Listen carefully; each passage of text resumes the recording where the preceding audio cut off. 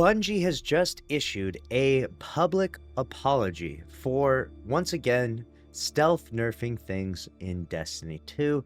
DMG, the community manager, just posted this right here. If you don't know what I'm talking about in regards to stealth nerfing, well, basically there's always these updates that Bungie does. Like, for example, when the Age of Fate went live, we had Destiny 2 Update 9001, which had just an absolute Christmas list of things that were buffed, nerfed, changed, etc. And even though the list is extremely lengthy and exhaustive, there's so many things that were missed and a lot of things that were just frankly untrue, which really goes to show you that Bungie has some pretty terrible mismanagement even inside their Destiny 2 teams. After 11 years of development, 11 years of buffing and nerfing things, they still do not have a clean chain of command where the devs that are doing the nerfing and changes actually communicate to whoever's making the TWIDs or these articles and letting them know actually what's happening in the game. I could go through an exhaustive list of like a dozen or 24 things that are written down in here that are just simply not true or not accurate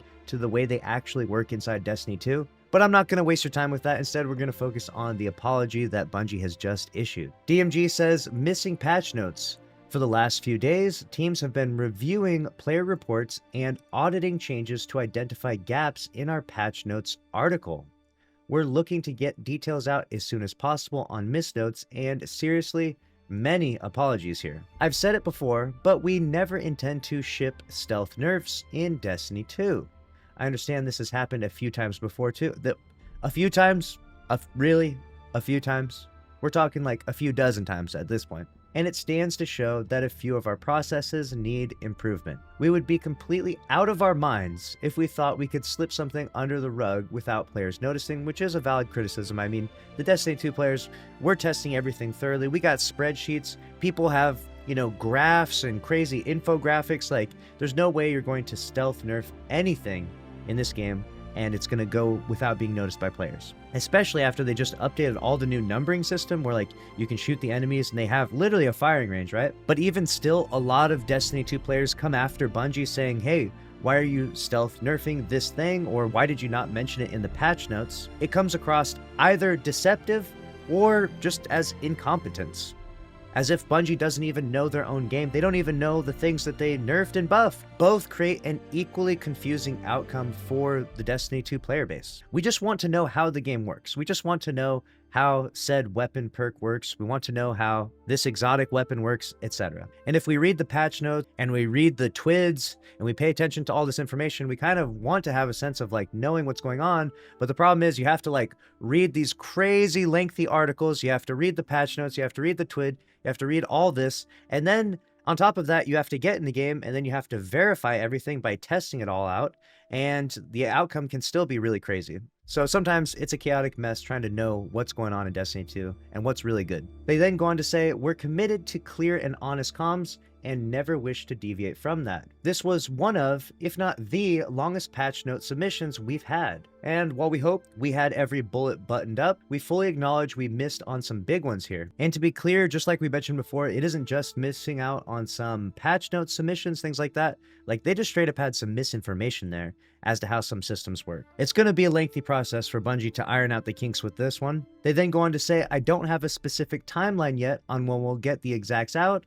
Warlock changes are a big one, but there's more we'll be getting straightened out too. I'm not sure exactly what happened with Warlocks. Can the Warlocks out there comment down below? What did they nerf something or what? I actually have not heard about what's going on with the Warlocks. When I find that information, I will put a pinned comment on this video though. Some exotic ammo backpack changes were also not detailed enough. We had notes on how ammo was changing all up with a broad rebalancing line, but no specific bullets for things like Queenbreaker. Thank you to all who've been posting their findings and listing what was missed. It's helped speed up our investigations and even helped us identify some bugs or spaces for improvement. To which I responded to DMG saying, this transparency is good.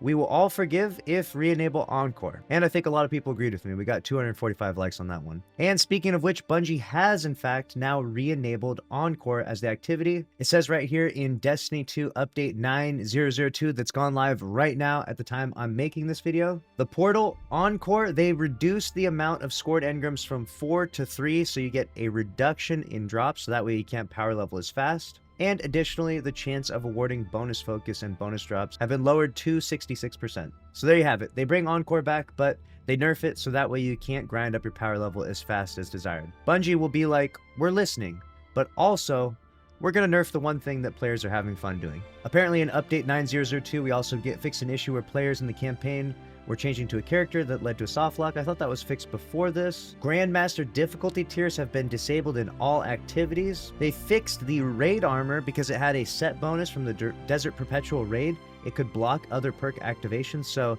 the raid armor should be pretty spicy. In the portal, we got bonus drops from portal activities improved to have a chance of being a +1 power between 300 and 400 power. Not sure if that's a buff or a nerf. I mean, it says improved though, so I'm assuming that's a buff. Currencies and materials fixed an issue where unstable cores could get wiped when creating a new character, and fixed audio issues that could lead to crashes on Xbox systems.